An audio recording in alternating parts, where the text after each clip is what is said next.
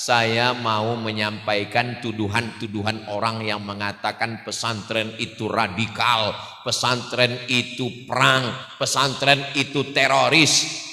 Memang betul, santri dan kiai itu radikal. Bagi siapa? Bagi Belanda. Memang betul, santri dan kiai itu dianggap teroris, menakut-nakuti. Bagi siapa?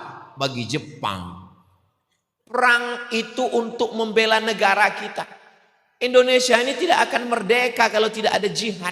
Memangnya kita bisa dengan Belanda itu? Mohon maaf Belanda, kamu pulang dulu ya. Nggak bisa.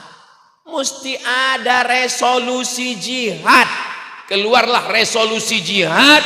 Orang Islam wajib menembak membunuh Belanda. Bertakbirlah Bung Tomo. Bertakbirlah Panglima Besar Jenderal Sudirman. Keluar dari mulut ulama, dipakai oleh TNI Tentara Nasional Indonesia. Akhirnya 17 Agustus 1945 kita merdeka. Negeri ini berutang kepada pesantren. Maka layak kalau APBN itu disalurkan untuk pondok-pondok pesantren.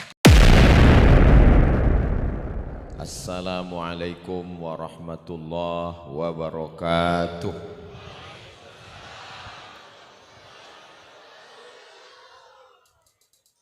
Memang cantik kain katun bergambar bunga di Nusantara. Saya tidak lagi berpantun karena sudah diambil pembawa acara. Apa kabar Bapak Ibu semua, sehat? Saya alhamdulillahi rabbil alamin. Allahumma sholli ala Sayyidina Muhammad wa ala ali Sayyidina Muhammad. Semoga kita semua mendapat syafaat Nabi Muhammad sallallahu alaihi wasallam. Amin ya rabbal alamin. Yang sama kita hormati Bapak Bupati beserta seluruh jajaran Forum Komunikasi Pimpinan Daerah, Bapak Kapolres, Bapak Dandim, Bapak Kepala Pengadilan Negeri, Kepala Dinas, Kepala Badan, Kepala Kantor yang ada kepala maupun tidak ada kepala. Keluarga besar Islamic Boarding School Padepokan Kiai Mudrikah beserta seluruh para asatiz, wali santri, para santri, santriwati yang tidak dapat saya sebutkan satu persatu, mudah-mudahan semuanya selalu dalam rahmat dan ridha Allah. Sahibul Fadilah Kiai Haji Dr. Ahmad Fauzi Tijani, pimpinan Pondok Pesantren Al-Amin Prenduan beserta para asatiz dan alumni. Hadirin hadirat, muslimin muslimat, mukminin mukminat, solihin solihat yang belum kawin dan belum sunat. Semua yang hadir ini dimuliakan Allah Subhanahu wa taala. Amin ya rabbal alamin. Syekh Muhammad Al-Ghazali, ulama besar dari Al-Azhar, seangkatan dengan Syekh Muhammad Mutawalli Asy-Sya'rawi, sezaman dengan Syekh Abdul Halim Mahmud. Beliau bercerita bahwa Perancis berinfak 150 ton emas untuk memurtadkan kaum muslimin yang ada di Afrika Utara, Maroko, Aljazair, Tunisia. 150 ton emas, 74 kilo, nggak ada apa-apanya. Apa yang terjadi? Tidak ada satupun orang Maroko yang murtad. Kenapa? Apa yang mengawal akidah? Karena sampai hari ini masih tegak berdiri satu lembaga namanya Karawiyin. Apa namanya? Karawiyin. Karawiyin adalah wakaf tanah seorang perempuan, Fatimah Al-Fihriyah. Dia tidak ingin perempuan hanya sekedar pandai memasak, mengurus keluarga, tapi dia ingin mendapatkan pendidikan yang layak. Akhirnya berdirilah lembaga pendidikan paling tua di dunia, mengalahkan Harvard University, mengalahkan Sorbonne di Paris, Prancis, mengalahkan Cambridge di Inggris. Lembaga itu bernama apa tadi namanya? Qarawiyyin, yang berubah menjadi universitas namanya Qarawiyyin University. Sampai hari ini tegak berdiri, lebih tua dari Al-Azhar Kairo, Mesir. Mereka menyebutnya sebagai jamiah, sedangkan sampai ke tempat kita menjadi pesantren. Di bumi Melayu disebut sebagai pondok, di Aceh namanya dayah, di sini namanya Islamic Boarding School. Ada orang pas ditanya, kamu makan apa tadi pagi? Ayam goreng. Kampungan. Kamu sarapan apa tadi pagi? Fried chicken. Ternyata levelnya jadi naik ke atas. Ini membuktikan Islamic Boarding School. Sekarang banyak pondok pesantren yang mengeluh tingkat pendaftaran santri turun. Tapi Islamic Boarding School Padepokan Kiai belum. Pendaftarannya sudah full sampai 2028. Apa boleh buat? Bapak ibu yang mau mendaftarkan anaknya tinggal tahun 2029. Yang anaknya sudah tamat, daftarkan cucunya. Tapi insya Allah setelah pembebasan tanah, bangunan berdiri, mudah-mudahan kuota bisa ditambah.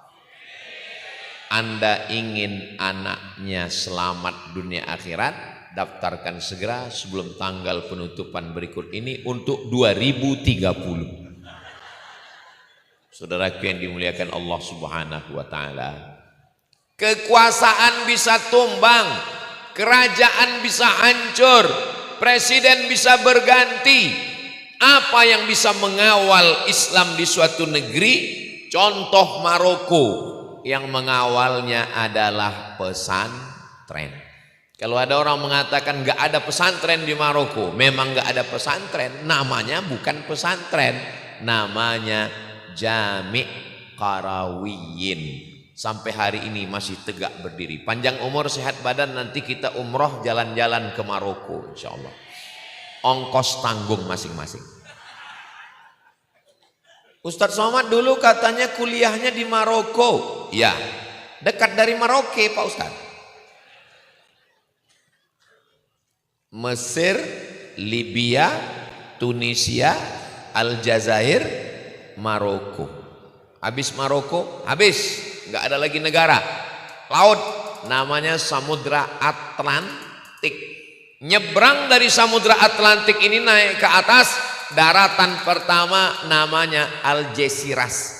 Dari bahasa Arab Al-Jazirah, artinya pulau. Dari Al-Jazirah ini masuk ke negara pertama, itulah dia Andalusia. Saya jelaskan ke mahasiswa Andalusia, mahasiswa pun nggak tahu. Andalusia, iya nggak tahu. Tapi pas saya sebut Real Madrid, Barcelona, oh tahu.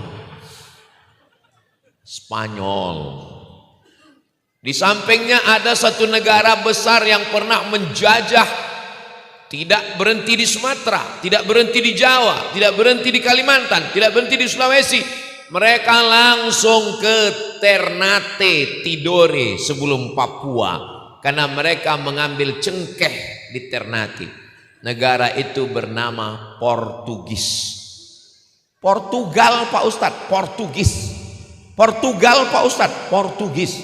Nama negaranya Portugal, nama rakyatnya Portugis. Satu negara, jangan kelahi. Portugal itu negara, bukan persatuan orang tua gatal. Nama rakyatnya Portugis. Itulah yang pernah menjajah Tidore, Ternate, antara Sulawesi dan Papua. Saudaraku, Bapak Ibu sekalian, saya mau mengatakan, kenapa Islam bisa tumbang di Andalusia? Karena sibuk dengan politik sampai lupa membangun benteng bernama pesantren. Tapi yang paling bagus dua-duanya, bisa megang politik, bisa megang pesantren, bisa jadi kiai, bisa jadi gubernur. Saya nggak nyebut bupati, orangnya ada soalnya. Dapat dua-duanya. Fid dunya hasanah wa fil akhirati hasanah. Mudah-mudahan anak-anak kita alumni dari Islamic Boarding School Padepokan Kiai Mudrikah ini adalah calon-calon tidak hanya tokoh agama tapi juga menjadi pemimpin masa depan. Tadi begitu ditampilkan videonya bercerita tentang one day one verse. Satu hari menghafal satu ayat. One day one hadis presentation. Satu hari mempresentasikan satu hadis. One day one paragraph.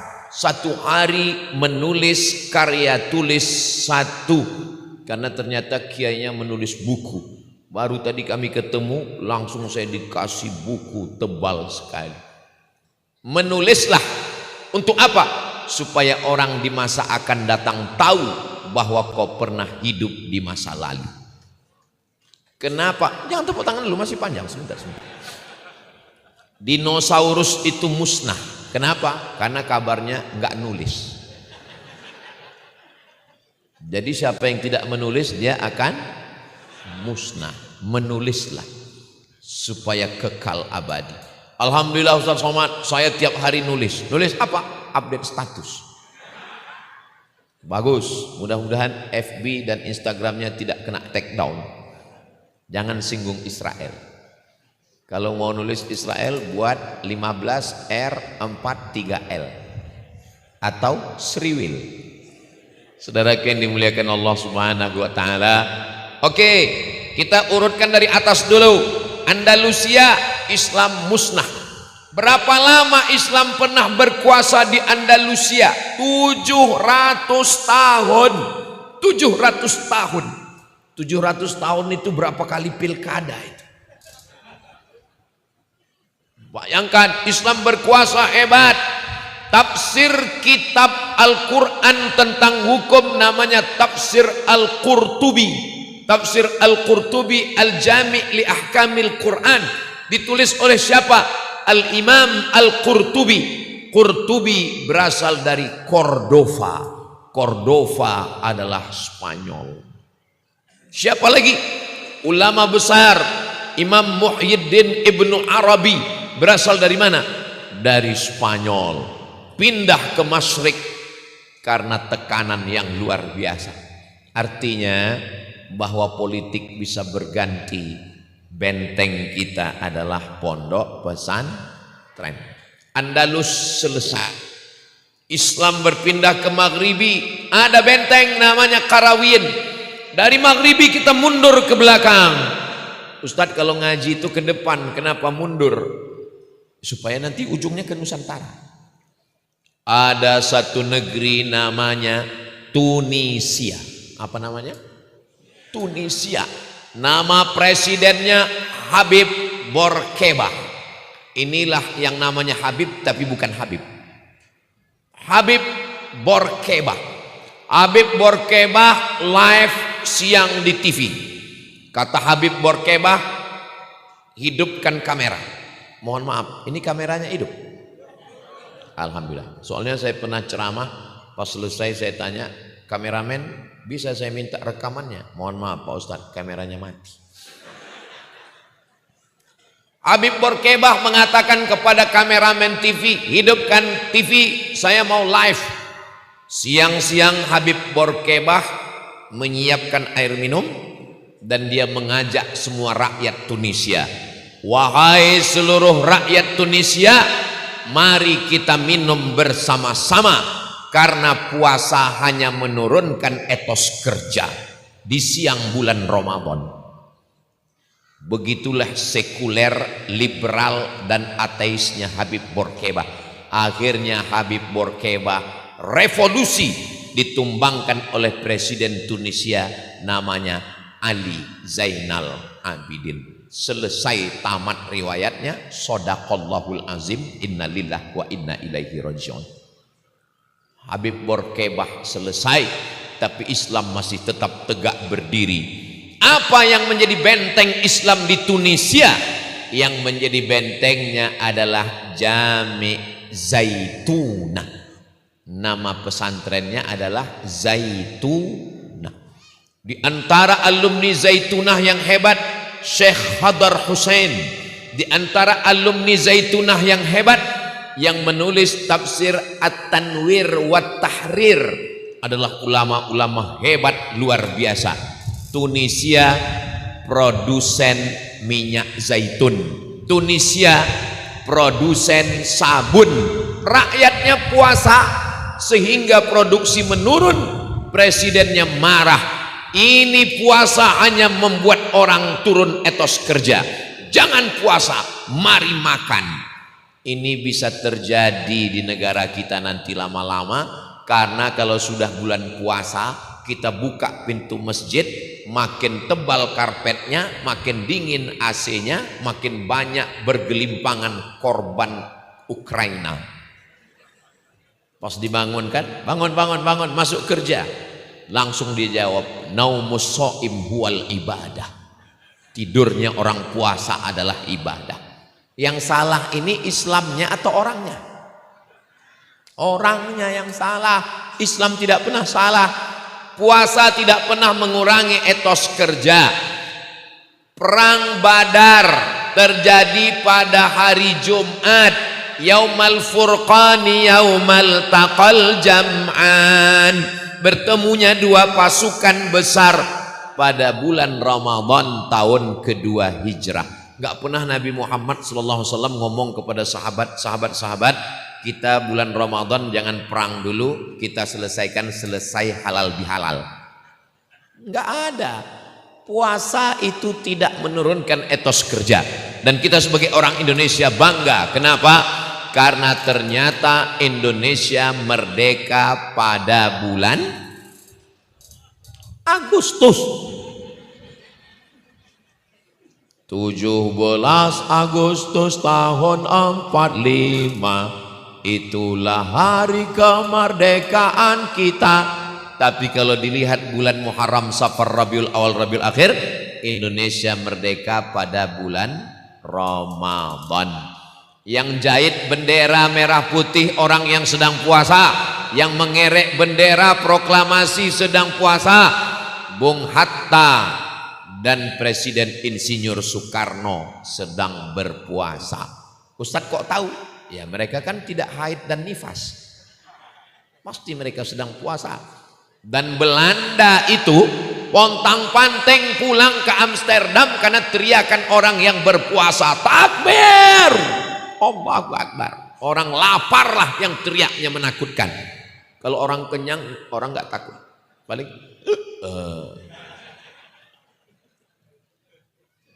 Maka Bapak Ibu yang dimuliakan Allah Subhanahu wa taala, Andalusia tumbang walaupun sudah 7 tahun berkuasa karena tidak ada pesantren. Tapi Maroko dikawal oleh apa tadi namanya? Qarawiyyin, dan Tunisia dikawal oleh Zaitunah. Dari atas Andalus, turun ke bawah Maroko, Maghribi, Maroko, Maghribi sama. Maghrib karena tempat tenggelamnya matahari. Maroko, ya Maghribi itu sama juga. Nanti Bapak Ibu pulang ketika ditanya siapa yang ceramah di IBS tadi, Ustadz Abdul Somad, bukan, UAS. Ya sama orangnya itu juga. UAS itu ujian akhir semester. Selamat datang UAS.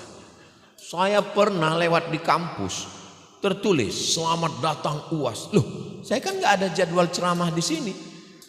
Kok ada selamat datang UAS? Ternyata selamat datang ujian akhir semester. Tapi yang ini benar untuk saya. Kenapa? Ada gambar saya. Masya Allah, tabarakallah. Tolong selesai acara ini, adik-adik santri, ini foto saya ini digulung rapi bagus-bagus. Jangan dibuang di tong sampah. Karena saya lihat di beberapa tempat foto caleg banyak dibuat tutup WC di tepi sungai.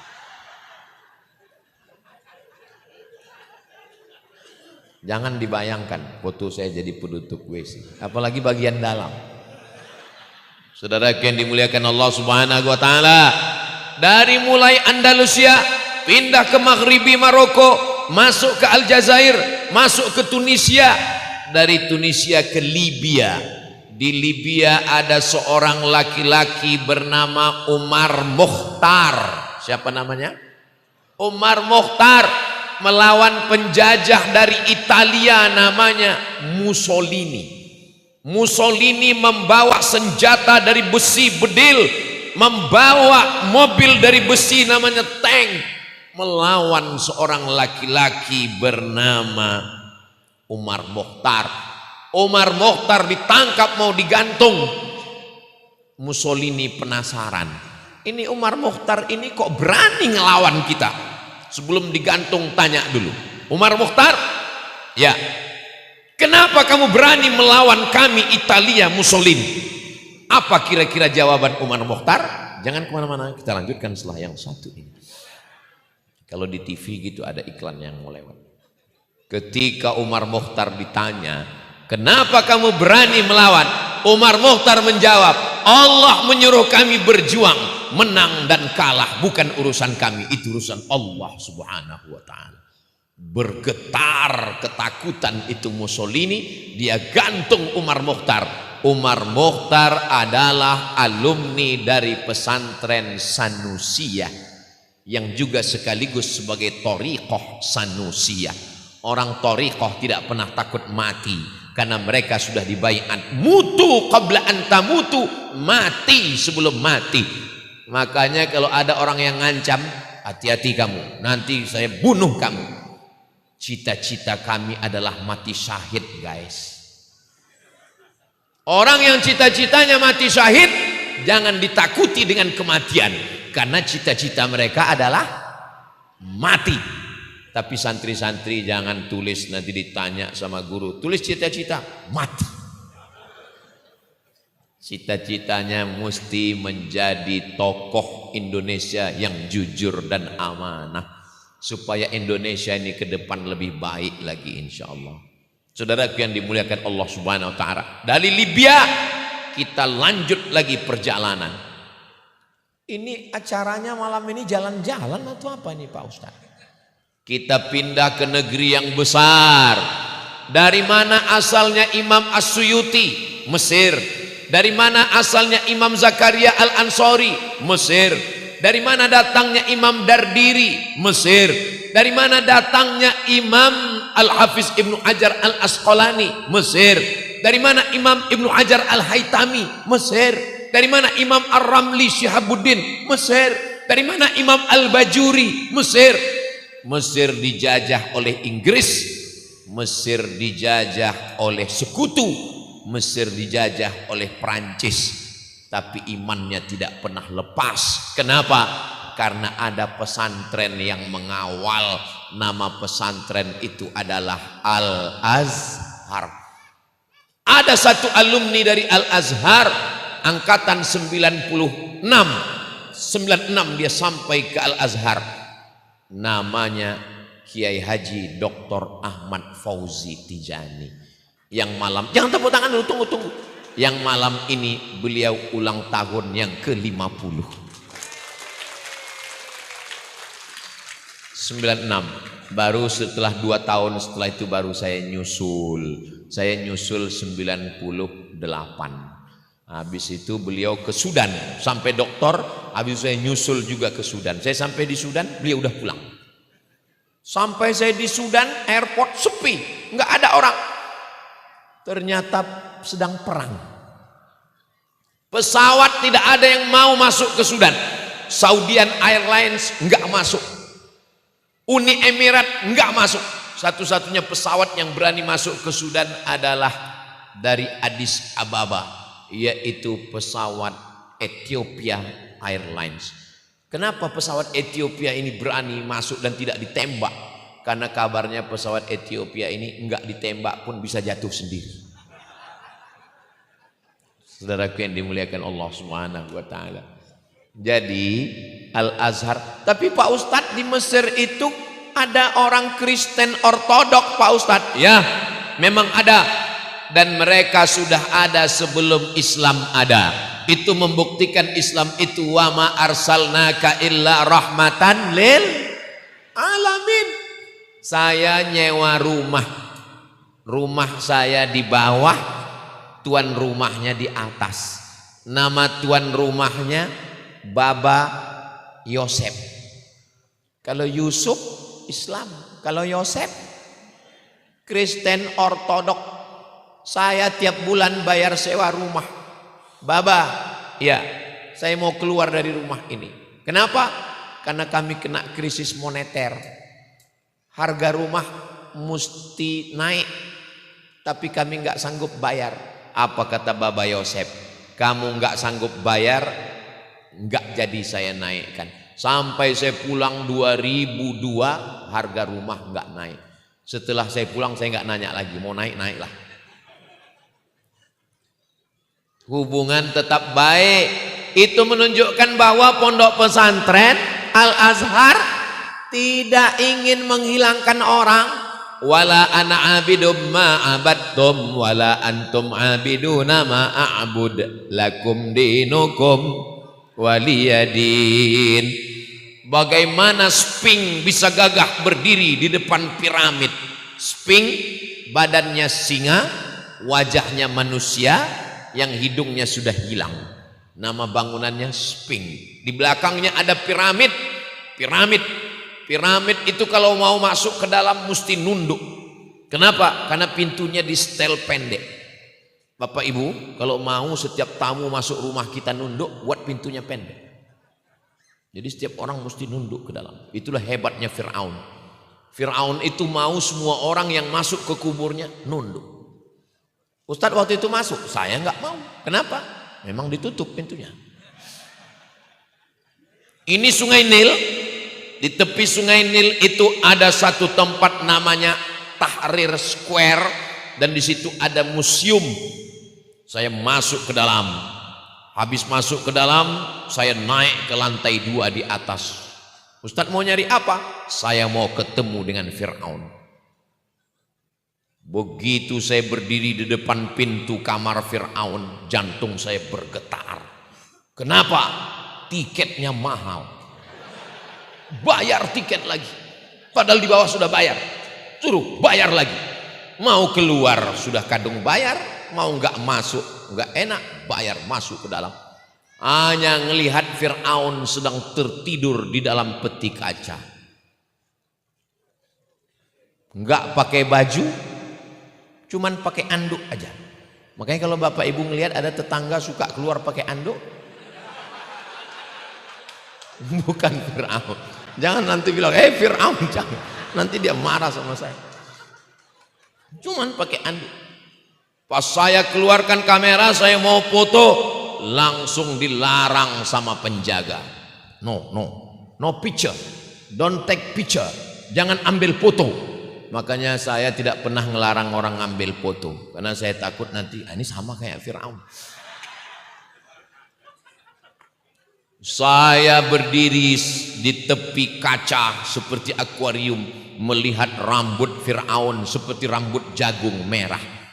Makanya perempuan yang suka ngecat rambut merah berarti saya nggak ada ngomong begitu.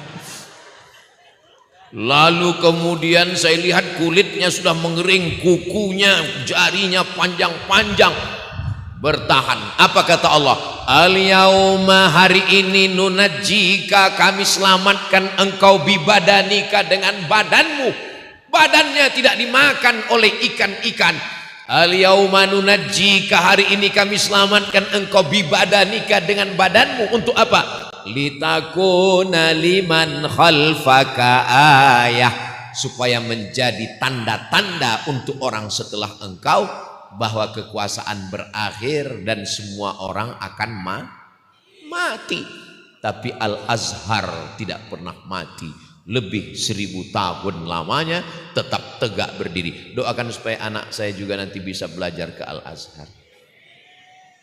Tapi Ustadz Somad, kenapa belajar di Al-Azharnya cuma S1 aja?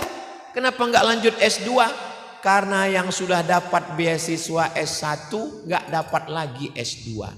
Itu salah satu alasannya. Karena saya ini pemburu sekolah gratis.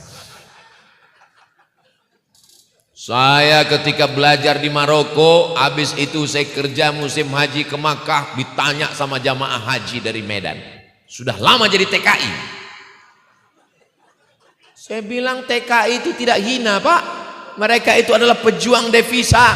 Mereka meninggalkan negaranya karena sulit dapat kerja, pergi untuk mencari sesuap nasi. Saya mahasiswa, saya bilang. Di mana kau kuliah? Di Maroko. Ngapain jauh-jauh kuliah? Dia bilang. Kayak enggak ada aja di Sumatera. Saya bilang ada. 1 semester 10 juta. Sidang terbuka 15 juta, tertutup 20. Buka tutup 35. Sedangkan saya nyari yang gratis.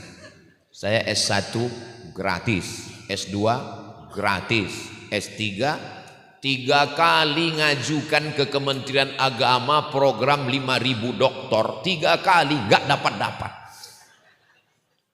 Sampai rektornya bingung nanya ke Pak Dirjen. Pak Dirjen, ini Ustadz Somad ini kenapa nggak dapat?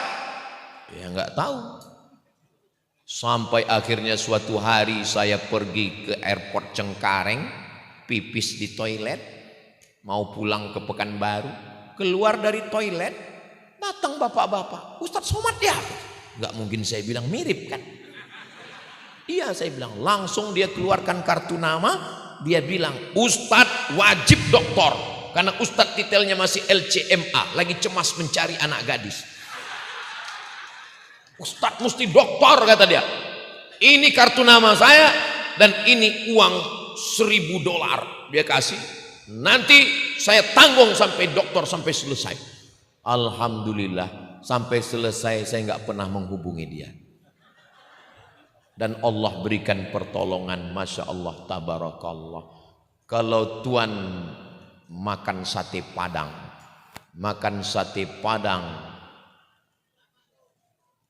di atas tilam. Kalau kopi sudah datang, ceramah bisa jadi 2 jam. Saudara yang dimuliakan Allah Subhanahu wa ta'ala. Sampai mana tadi ceritanya? Sampai kopi. Dulu kopi itu hukumnya haram. Ketika pertama kali kopi datang ke Mesir, ulama Mesir memfatwakan bahwa kopi itu hukumnya haram. Karena menurut mereka aneh. Kopi ini datang dari Afrika, dari Ethiopia menyeberang ke Yaman. Dari Yaman masuk ke Saudi Arabia. Dari Saudi Arabia masuk ke Syam. Dari Syam sampai ke Mesir. Tapi kemudian setelah diteliti-teliti barulah mereka memutuskan ternyata kopi ini minumannya para wali-wali Allah. Karena mereka mau berzikir tahajud, zikir malam supaya enggak tidur, maka dia minum kopi. Makanya bahkan sampai ada orang yang mengatakan siapa yang di dalam perutnya masih ada kopi, maka malaikat beristighfar untuknya. Maksudnya karena dengan minum kopi dia enggak tidur-tidur, berzikir, sholat, munajat, sholawat. Bukan Real Madrid, Barcelona, Manchester United. Nonton bola hukumnya boleh, tapi jangan sampai tinggal sholat subuh. Nonton bola enggak apa-apa, tapi jangan sampai hilang etos kerja. Masih di Mesir. Sampai akhirnya Mesir itu dijajah oleh Inggris.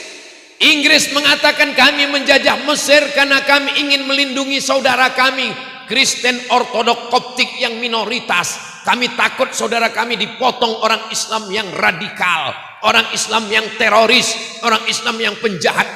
Akhirnya Paus Mesir pausnya enggak ngikut ke paus yang ada di Vatikan. Karena Mesir punya paus sendiri di Alexandria. Alexandria adalah sebuah kota yang didirikan oleh Alexander the Great. Dulu mereka kalau bangun kota pakai namanya. Kebetulan namanya Alexander, maka dia buat nama kotanya Alexandria. Abdul Somad kalau bangun kota, nama kotanya Somadia. Di situ ada paus. Paus waktu kami belajar di Mesir, nama pausnya Baba Senoda. Paus Mesir naik ke atas mimbar Al-Azhar, tempat khutbah Syekh Azhar. Paus naik ke atas mimbar dan berkata, kalau orang Inggris berada di Mesir hanya mengatakan ingin menjaga kami yang minoritas, biarlah kami mati dibunuh saudara-saudara kami, asal jangan menjajah Mesir. Maka menyatulah umat Islam, menara Al-Azhar yang dipakai untuk menyuarakan syiar. Kenapa dia tidak ceramah di gereja? Karena kalau dia ngomong di gereja hanya orang Kristen ortodoks saja. Tapi begitu dia pakai mimbar Al-Azhar, semuanya mendengar. Kalau orang Inggris berada di Mesir karena ingin melindungi kami yang minoritas, biarlah kami mati di tangan saudara kami. Tidak ada orang Koptik yang mati dibunuh orang Islam, sampai hari ini masih tetap tegak berdiri. Kenapa? Karena Islam mengajarkan man adza dzimmiyan faqad adzani. Siapa yang menyakiti orang non muslim tapi bukan yang layak diperangi, maka dia sama dengan menyakiti Sayyidina wa Maulana Muhammad sallallahu alaihi wasallam. Untuk apa Ustaz ceritakan ini di Pulau Madura? Saya mau menyampaikan tuduhan-tuduhan orang yang mengatakan pesantren itu radikal, pesantren itu perang, pesantren itu teroris. Memang betul, santri dan kiai itu radikal. Bagi siapa? Bagi Belanda. Memang betul, santri dan kiai itu dianggap teroris, menakut-nakuti. Bagi siapa? Bagi Jepang. Perang itu untuk membela negara kita. Indonesia ini tidak akan merdeka kalau tidak ada jihad. Memangnya kita bisa dengan Belanda itu? Mohon maaf Belanda, kamu pulang dulu ya. Nggak bisa. Mesti ada resolusi jihad. Keluarlah resolusi jihad. Orang Islam wajib menembak membunuh Belanda. Bertakbirlah Bung Tomo. Bertakbirlah Panglima Besar Jenderal Sudirman. Keluar dari mulut ulama, dipakai oleh TNI Tentara Nasional Indonesia. Akhirnya 17 Agustus 1945 kita merdeka. Negeri ini berutang kepada pesantren. Maka layak kalau APBN itu disalurkan untuk pondok-pondok pesantren. Betul? Saudaraku yang dimuliakan Allah Subhanahu wa ta'ala, maka layak kalau dana MBG itu disalurkan ke pesantren. Betul? Maka layak kalau sekolah rakyat itu disalurkan ke pesantren. Betul?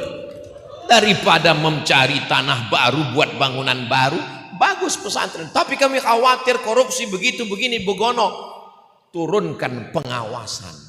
Diawasi oleh para ulama. Di Madura ini apa namanya Kiai Persatuan Ulama? Basra, Auma, banyak diawasi oleh ulama yang takut kepada Allah Subhanahu wa ta'ala. Saya ini malam ini dari subuh tadi ini tausiah yang keempat. Saya pikir karena keempat baterainya sudah lowbat. Nanti paling di Islamic Boarding School Padepokan Kiai Mudrikah paling saya cerita tentang haul. Marilah kita banyak mengingat mati. Karena kita tiba-tiba sampai di sini saya malah bersemangat. Kenapa? Ya nggak tahu. Ini pasti karena jamaahnya radikal semua. Radikal terhadap kemungkaran, radikal terhadap kebatilan, radikal. Tapi dalam hal amar ma'ruf, walau kunta fazzan ghalizal qalbi, kalau lidahmu kasar, kalau hatimu keras, lam faddu min haulik, mereka akan menjauh darimu. Saya melihat ceramah di Pulau Madura pertama kali saya datang 2019 bulan Maret. Pertama kali saya datang jamaahnya datang berkerumun. Oh maklum mungkin karena pertama kali datang. Datang saya setelahnya masih begitu juga. Oh maklum, mungkin 2 kali datang. Tapi sampai 2026 ini, setiap tahun saya datang, sambutannya sama. Ini berarti memang orangnya cinta kepada para alim ulama. Anak-anak dididik untuk takut kepada Allah melalui pondok-pondok pesantren. Tahun lalu saya tanya dengan Pak Bupati, dengan Kiai, berapa pondok kita satu kabupaten? Kalau nggak salah 600 ya Kiai. 500 lebih. Saya bilang 600, sedikit lagi. Satu kabupaten di Pulau Madura, pesantrennya 500 lebih. Coba nanti tulis di Google, berapa pesantren di Provinsi Riau? 500 lebih. Satu kabupaten sama dengan satu provinsi. Ternyata kalau pesantrennya banyak, justru orang lebih takut kepada Allah dan lebih sayang pada ulama. Contohnya di mana? Saya sudah merasakannya sendiri di Pulau Madura. Betapa anak-anak kita ini dididik untuk sayang. Jadi kalau ada orang mengatakan dengan banyaknya pesantren itu akan menyebarkan kebodohan, dengan banyaknya pesantren anak-anak jadi radikal, dengan banyaknya pesantren, saya mau ngelihat mana orang yang ngomong begini, coba dibawa dia ke sini, dia rasakan sendiri, baru dia tahu bagaimana. Makanya neliti jangan hanya di atas kertas, tapi turun ke lapangan. Insya Allah kalau sudah disurvei betul penelitian dia, saya berani taruhan. Nggak boleh taruhan. Saudara yang dimuliakan Allah Subhanahu wa taala. Oke, kita lanjutkan perjalanan. Setelah dari Mesir kita nyebrang ke atas, ada satu negeri yang paling luar biasa. Islam tidak boleh ditangkap, ulama dibunuh. Namanya adalah Mustafa Kemal Atatürk. Sampai azannya pun pakai bahasa Turki. Bayangkan kalau kepala negara kita melarang nggak boleh pakai bahasa Arab. Di Jakarta orang azan, Allah gede banget, nggak boleh pakai bahasa Arab. Tarekat Khistiyah, tarekat Naqsabandiyah, tarekat Syaziliyah, tarekat-tarekat dibubarkan karena khawatir syekh ini punya murid-muridnya akan membuat revolusi, ditangkap, dibunuh. Tapi apa yang menyelamatkan Turki sampai hari ini? Yang menyelamatkannya adalah pesantren. Dan pesantren yang terbesar itu namanya Pesantren Sulaimaniyah, didirikan oleh Syekh Sulaiman Tanuhan, hafal Quran dan dia mursyid tarekat Naqsabandiyah. Jadi kalau ada orang mengatakan orang tarekat itu cuma zikir-zikir aja, nggak buat pergerakan, orang tarekat itu hanya zikir-zikir aja, nggak ada jihad. Orang tarekat Tijaniyah, Syaziliyah, Qadiriyah, Naqsabandiyah, Somadiyah nggak ada. Mereka ini adalah orang-orang yang berjihad dengan zikir, berjihad dengan pendidikan, dan alhamdulillah sampai hari ini kita masih selamat. Jadi belajar dari cerita yang saya sebutkan, apa yang bisa kita ambil kesimpulan? Selama pesantren masih ada, maka Islam tidak akan tumbang. Betul Pak?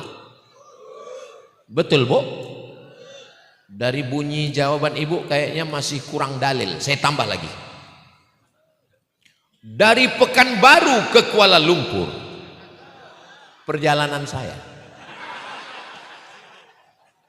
terbang dari Pekanbaru ke Kuala Lumpur 50 menit. Dari Kuala Lumpur kami terbang ke Phnom Penh 2 jam. Phnom Penh adalah ibu kota negara Kamboja yang pernah dikuasai oleh komunis, nama pemimpinnya Pol Pot. Pol Pot, bukan kenal pot. Pol Pot berkuasa 3 tahun dan dia membunuh 3 juta orang, dibunuh oleh Pol Pot. Ada museumnya, museum penyiksaan Pol Pot di kota Phnom Penh. Saya waktu itu diajak, Ustaz Somad, ayo kita masuk ke museum. Mohon maaf, saya mau shopping. Kenapa saya nggak mau masuk museum? Saya ini Bapak Ibu, kalau ceramah dengan berapi-api. Tapi kalau melihat orang tersiksa, hati saya nggak sampai hati. Saya ini mudah melelehkan air mata. Makanya waktu mereka cerita, ada ulama yang diteteskan air di atas ubun-ubunnya dari atas. Tes sampai gila, sampai mati. Pol Pot ini jahat luar biasa, komunis, tidak bertuhan. Alhamdulillah Indonesia dijaga dengan sila pertama Pancasila, ketuhanan yang Maha Esa. Maka yang ateis, yang agnostik, yang komunis tidak punya hak untuk hidup di Indonesia. Tapi mereka sekarang mulai mancing-mancing nulis status di Facebook. Mereka mengatakan dunia ini aman tanpa agama.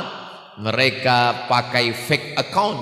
Saya tanya sama Bapak polisi cybercrime, kalau tuan pergi ke kali, jangan lupa membawa besi.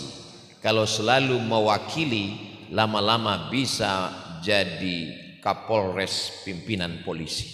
Kebetulan yang hadir sekarang mewakili Kapolres. Bapak polisi, ya. Bapak bagian cybercrime, ya. Cybercrime ini untuk kejahatan internet.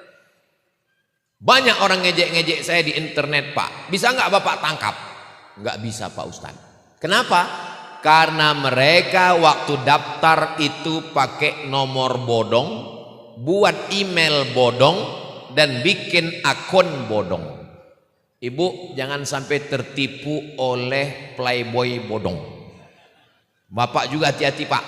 Kalau ada handphone Bapak berbunyi namanya nggak ada, jangan diangkat. Karena kalau Bapak angkat ternyata perempuan nakal, dia screenshot, nanti dia minta macam-macam. Kayaknya Ustadz pernah kena ini, belum, na'udzubillah. Kita doakan mudah-mudahan kita selamat semua dunia akhirat. Cybercrime adalah kejahatan dunia modern sekarang. Scammer, penipu-penipu. Dan ketika kami sampai ke Kamboja, berapa penduduknya? 17 juta. Yang Muslim berapa? 1 juta. Muslim cuma 1 juta, Bapak Ibu. Padahal ini pernah dikuasai oleh komunis. Islam tidak hilang. Saya tanya rahasianya di mana? Ternyata mereka punya pondok tahfiz Quran, tahfiz Quran, tahfiz Quran. Saya ketemu dengan muftinya. Saya tanya, Datuk Mufti? Ya, dia bisa pakai bahasa Melayu. Datuk Mufti, ya, bagaimana dulu waktu dikuasai oleh Pol Pot? Ulama-ulama dibunuh, Pak Ustadz. Yang hidup seumur dengan saya sekarang tinggal 3 orang. Saya dan 2 sahabat saya. Yang lain dikejar masuk ke hutan, dibunuh, ditembak, disiksa, disakiti. Tapi kami tetap mengajarkan tahfiz Quran. Islam masih tetap bertahan. Saya datang ke sana, bertemu dengan kaum muslimin. Masya Allah, ada yang jadi wakil gubernur, ada yang jadi wakil wali kota, ada yang jadi senator. Senator kalau tempat kita DPD. Ada yang jadi parlemen, kalau tempat kita DPR. Ada yang jadi menteri kanan, kalau tempat kita Menko. Hebat-hebat sekolahnya. Saya tanya, Bapak di mana? Saya kerja di kementerian, Pak Ustadz. Oh, di kantor Perdana Menteri. Ya, sekarang nama Perdana Menterinya Hun Sen. Siapa namanya? Hun Sen, bukan Husain. Kalau Husain Islam, Hun Sen agamanya Buddha, tidak Islam. Jadi Bapak kerja di kantor Hun Sen. Iya. Bapak ijazahnya sosial politik? Bukan. Ijazahnya komputer? Bukan. Terus bisa kerja di situ, ijazahnya apa? Dia senyum. Tahfiz Quran. Gimana bisa masuk kantor Perdana Menteri pakai ijazah tahfiz Quran? Waktu daftar saya ditanya, ijazah kamu apa? Saya tunjukkan, ijazah tahfiz Quran. Terus mereka tanya, apa lagi? Sedangkan Al-Quran yang tebal segini bisa dia hafal, apalagi untuk kerja-kerja kecil. Akhirnya saya lulus, Pak Ustaz. Innama amruhu idza arada syai'an ayyakula lahu kun. Kemana Perdana Menteri pergi negara-negara Asia Tenggara, saya jadi pendamping Perdana Menteri, Pak Ustadz. Loh, Gimana Bapak bisa jadi pendamping Perdana Menteri? Waktu itu saya ditanya, bisa berapa bahasa? Saya bilang bisa 5 bahasa. Bahasa apa? Bahasa Indonesia, bahasa Malaysia, bahasa Patani, bahasa Singapura, bahasa Brunei. 5 bahasa, padahal kelimanya bahasa Melayu semua. Jadi setiap Perdana Menteri mau ke Singapura, bawa beliau. Mau pergi ke Brunei, bawa beliau. Karena dia orang Muslim dan dia bisa bahasa Melayu, maka komunikasinya baik. Dan tahun lalu bulan puasa, mereka dijamu oleh Perdana Menteri Hun Sen di kantor Perdana Menteri sebanyak 7.000 orang Islam buka puasa bersama di negeri yang tidak Islam. Rahasianya di mana? Rahasianya ada di pondok-pondok tahfiz Quran. Allahu Akbar. Jadi kalau mau menjaga Indonesia ini dengan baik, jagalah pesantren. Jadi presiden, jadi menteri, jadi panglima, jadi kapolri, jadi tentara, bantu pesantren. Mumpung masih ada jabatan kekuasaan tanda tangan, pakai, bebaskan tanah-tanah. Ustaz Somad, itu tanah sudah saya bebaskan. Tanah siapa? Enggak tahu. Saudaraku yang dimuliakan Allah Subhanahu wa taala. Orang Pulau Madura yang kaya-kaya, yang kebun tembakaunya sejauh mata memandang, yang harta warisannya enggak habis 7 turunan. Ingat, semua kita akan mati. Orang kaya jangan kuat-kuat, nanti bantuannya enggak turun. Pejabat jangan kuat-kuat.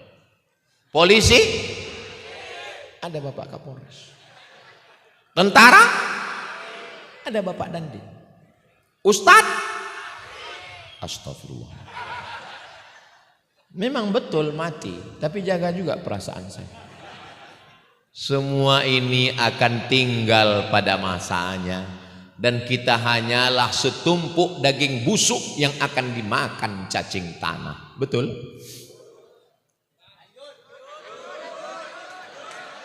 Tadi saya tausiah jam 9.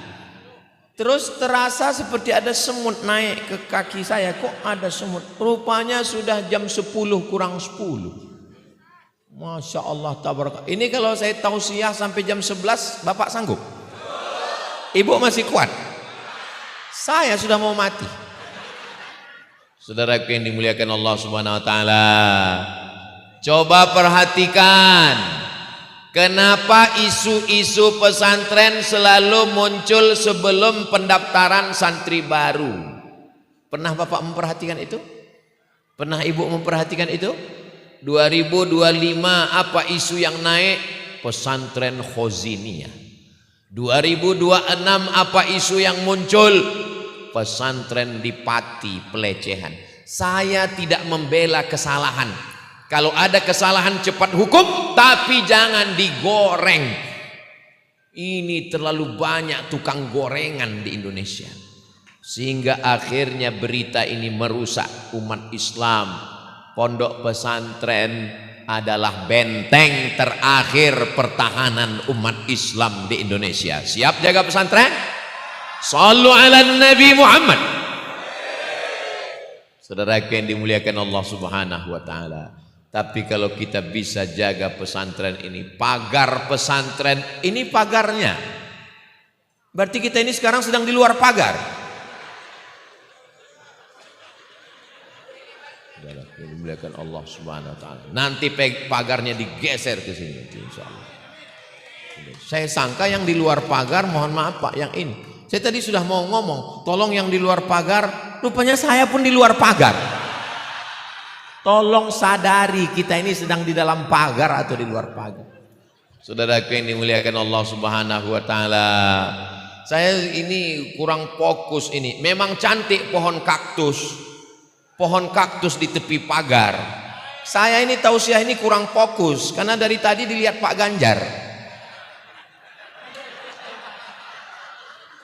Saudara yang dimuliakan Allah Subhanahu wa taala. Jadi Pulau Madura ini kata orang batu, nggak ada tanam-tanaman. padahal dia belum sampai ke Pulau Madura. Saya sudah di Pulau Madura bolak-balik tiap tahun sekali saya kemari, subur tanahnya, bahkan sampai ke atas pentas bunga-bunganya tumbuh subur. Kampung halaman ibu saya di Sumatera Utara. Jadwal Sumatera Utara setahun hanya sekali, Pak Bupati, Pak Kiai. Jadwal untuk di Sumatera Barat, Padang, sekali cuman setahun. Ini masyarakat komplain, kenapa Ustadz ke Jawa Timur kok 2 kali? Satu jadwal untuk Jawa Timur, satu jadwal khusus Pulau Madura. Jadi sejak 2019 itu saya pun bingung sendiri. Kenapa Pulau Madura ini punya khusus jadwal? Setiap 4 kabupaten ini Jawa Timur lain lagi jadwalnya. Dan mereka komplain. Untungnya saya punya alasan. Kenapa Pulau Madura punya jadwal khusus? Karena di sana ada senior kakak kelas saya bilang. Alhamdulillah mereka nggak komplain lagi. Mereka takut. Bapak Ibu yang dimuliakan Allah Subhanahu Wa Taala. Jadi tahun depan di Pemkab kata Pak Bupati. Masya Allah. Jadi ini sebagai contoh model bahwa pondok pesantren menyelamatkan akidah, pondok pesantren menyelamatkan anak bangsa, pondok pesantren. Sekarang saya sudah bolak-balik ketemu dengan anak-anak di rumah orang, la salam wala kalam, sibuk main gadget, anaknya sibuk, nak, salam sama ustadz, dia sibuk. Tapi di Pulau Madura, setiap saya ketemu di rumah-rumah jamaah, anak-anak datang salaman bolak-balik auto reverse, tuk tuk tuk tuk tuk. Kalau saya ceramah 50 menit, bapaknya masih fokus, biasa. Saya ceramah 50 menit, ibunya masih fokus, biasa. Tapi anak-anak 3 orang ini masih fokus. Luar biasa. Yang pakai jubah inilah yang akan jadi pimpinan pondok pesantren. Yang pakai kemeja tangan pendek menteri olahraga. Yang tangan panjang Menko. Saudaraku, yep. Putra pengasuh. Memang tidak meleset. Putra mahkota. Saudaraku yang dimuliakan Allah Subhanahu Wa Taala. Dan anak-anak nggak bisa disetting, Pak. Nggak bisa 3 orang anak tiba-tiba dikasih tahu nanti kalau Ustaz ceramah kalian pura-pura melotot ya. Nggak bisa, anak-anak tidak bisa. Banyak anak-anak yang disetting orang tuanya ya malah salah. Dek, ya ibunya ada. Tadi ibu pesan kalau tukang kredit datang bilang nggak ada. Jangan pernah nyeting anak-anak Bapak Ibu. Ini adalah kejujuran. Saya yakin dan percaya bahwa negeri ini tetap terjaga, terpelihara selama pesantren santri masih ada. Pesantrennya bagus, mantap. Kami lewat di depan pesantren. Ustaz Somad, lihat ini pesantren bagus, tapi santri nggak ada. Magnetnya sudah nggak ada, kiai sudah tidak ada. Magnet yang ada di pesantren itu adalah kiai. Maka kiai zaman dulu orang memuliakan benda keramat, keris, tombak dipanggil kiai. Bahkan ada kerbau warna putih pun dipanggil kiai. Namanya Kiai Slamet. Makanya kalau ada kiai nggak bisa baca kitab dipanggil Kiai Slamet. Saudaraku yang dimuliakan Allah Subhanahu Wa Taala, di pondok ada kiainya. Karena kiai ini ada magnetnya. Maka ibu datang nyerahkan anaknya, bapak datang nyerahkan anaknya. Ada santrinya, di pondok ada masjidnya tempat talaqi baca kitab. Di pondok ada kitab kuningnya. Dari mulai kecil matan al-ajur rumiyah, naik kawakib durriyah, naik al-imriti, naik pada alfiyah, naik kepada syarah Ibni Aqil dengan berbagai macam syarahnya. Kenapa? Karena mereka mau membaca kitab-kitab itu. Quran pakai bahasa Arab, hadis pakai bahasa Arab. Tapi kenapa ini pakai IBS, Islamic Boarding School? Pesantren bisa bahasa Arab itu biasa guys. Tapi kalau pesantren bisa bilingual 2 bahasa, Arab oke, Inggris oke, ada di IBS, Padepokan Kiai Mudrikah. Saya tidak mengiklankan untuk pendaftaran karena terlalu jauh 2030. Saudara yang dimuliakan, bahasa Korea juga diajarkan. Mana tahu ada yang mau menjumpai Kim Jong di Korea Utara. Saudara yang dimuliakan Allah Subhanahu wa taala. Jadi pondoknya sudah ada, ibunya, bapaknya, 5 unsur ini mesti jaga pondok. Yang pertama siapa? Wali santri. Kalau ada cerita yang bagus tentang pondok, ceritakan. Kalau ada masalah di pondok, selesaikan. Jangan disebarkan di sosial media karena kita tidak tahu siapa yang akan membaca. Kalau pondok itu bagus, ceritakan. Tapi kalau ada satu masalah, selesaikan sampai ke akar-akarnya. Setuju? Yang kedua, masyarakat sekitar. Masyarakat sekitar pondok mestilah masyarakat yang ramah. Bersyukurlah kepada Allah. Bayangan kalau di sekitar pondok itu ada pabrik semen. Walaupun dia bayar pajak, tapi semua atap rumah kena semen dan bulu hidung pun kena semen.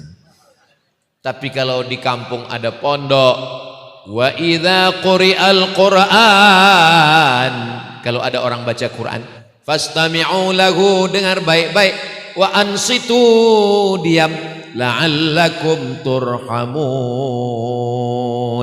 Anak-anak kita baca Quran, melimpahlah rahmatnya untuk masyarakat sekitar insyaallah. Pemerintah ulil amri yang diangkat oleh rakyat, diberikan amanah oleh Allah Subhanahu wa taala, gunakan tanda tangan kekuasaan untuk menolong pondok pesantren. Saya berangkat ke Mesir, ada satu kabupaten yang saya sangat sakit hati sampai sekarang. Saking sakit hatinya saya ingat, namanya Kabupaten Bengkalis. 100 anak dikirim $100 satu orang. $100. Kabupaten saya setengah rupiah pun nggak dapat. Mana bupatinya sekarang? Innalillah. Padahal kaya, anak-anak ini dapat. Luar biasa. Mahasiswa Malaysia datangnya diantar sampai di Kairo, dibelikan rumah. Ada rumah Selangor, ada rumah Terengganu, ada rumah Kelantan. Dibelikan beasiswa dari kerajaan, diberi lagi zakat 6.000, diberi lagi pinjaman. Pulangnya dijemput oleh kerajaan, diangkat jadi pegawai. Saya datang nggak dijemput, pulang nggak diantar. Tapi jangan bilang saya Ustadz Jelangkung. Wali santri support pesantren, masyarakat sekitar bantu pesantren, ulil amri bantu pesantren, orang-orang yang punya uang beruang, yang punya duit berduit, maka bantulah pesantren. Kenapa? Rumah besar yang dibangun tinggal, mobil besar tinggal, istri besar tinggal. Tapi 1, 2, 3 sak semen untuk pesantren, itulah yang akan mengalir pagi petang anak-anak kita baca kitab, baca hadis. Ini Ustadz, anak saya menghafal kitab yang ditulis Al-Hafiz Ibnu Hajar Al-Asqalani, Bulughul Maram min Adillatil Ahkam, yang disyarah oleh Imam As-Sun'ani dalam kitab Subulus Salam, dihafal oleh anak kiai. Kita doakan supaya hafalannya dijaga Allah Subhanahu wa taala. Yang kelima siapa? Yang kelima adalah alumni-alumni. Setelah tamat, jangan pernah lupakan pesantren kalau mau ilmunya berkah. Kalian boleh terbang sejauh mata memandang, di hari petang kalian akan tetap pulang. Seperti pondok pesantren Islamic Boarding School Padepokan Kiai Mudrikah malam ini tidak pernah melupakan Kiai mengadakan haul. Hala yahulu haulan. Haul 1 tahun sekali diperingati. Mudah-mudahan dengan peringatan haul ini, anak-anak kita pun juga nanti memperingati dengan mengirimkan doa kepada kita insyaallah. Bapak Ibu kalau dapat kabar Ustadz Somad meninggal, mau kirim Al-Fatihah untuk saya? Mau kirim Yasin untuk saya? Mau mendoakan Allah maghfir lahu warhamhu untuk saya? Alhamdulillah, sudah tenang hati saya. Janji? Jangan ada dusta di antara kita. Walaupun gak saya tanya begitu, sebetulnya saya yakin Bapak Ibu akan kirimkan doa. Lalu kenapa Ustaz tanya? Saya mau menyadarkan kita semua, apa yang kita tanam hari ini, sedangkan padi kita tanam tumbuh rumput. Tapi kalau kita tanam rumput, mau tumbuh padi?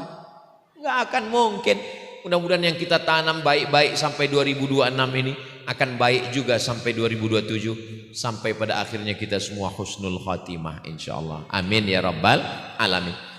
Wa qul i'malu, beramallah kamu. Beramal. Kalau kita beramal, yang lihat siapa? Fasayarallah, Allah yang melihat. Wa rasuluhu, Rasulullah melihat. Bapak kira-kira bangga nggak kalau perbuatan kita malam ini dilihat Rasulullah SAW? Allah yang mengatakan, Rasulullah melihat kita. Wal mu'minun, orang beriman melihat kita. Mana orang beriman melihat kita? Orang beriman. Siapa lagi orang beriman yang melihat kita? Buka tafsir Abul Fida Ismail Ibnu Katsir. Kata Imam Ibnu Katsir, orang beriman melihat kita, almarhum ayah saya, almarhumah ibu saya, melihat saya live sekarang dari alam barzah. Anakku sedang tausiah di Islamic Boarding School Padepokan Kiai Mudrika. Kira-kira orang tua kita di alam barzah bangga atau tidak melihat kita berbuat baik? Begitu jugalah nanti pada tahun 2055, ketika saya datang di sini acara wisuda yang ke-21 tahun. Saat itu bapak-bapak sudah meninggal dan melihat saya dengan anak-anak bapak alumni. Waktu itu saya masih hidup.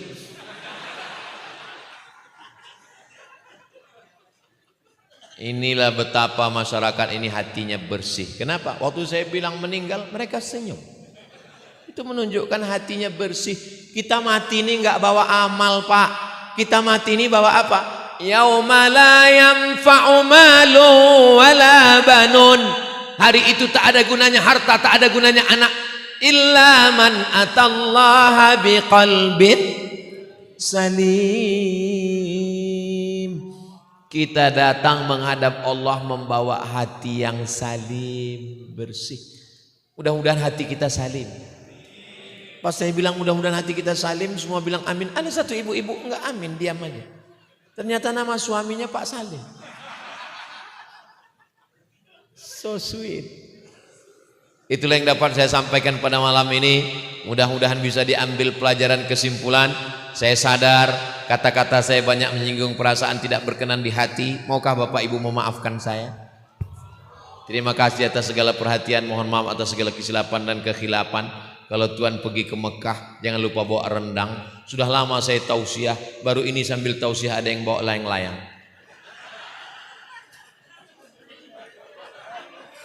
Akhirnya saya tutup dengan pantun penutup, menangkap puyuh di Bukit Selasih. Thank you dan terima kasih. Wassalamualaikum. Ada satu pantun lagi.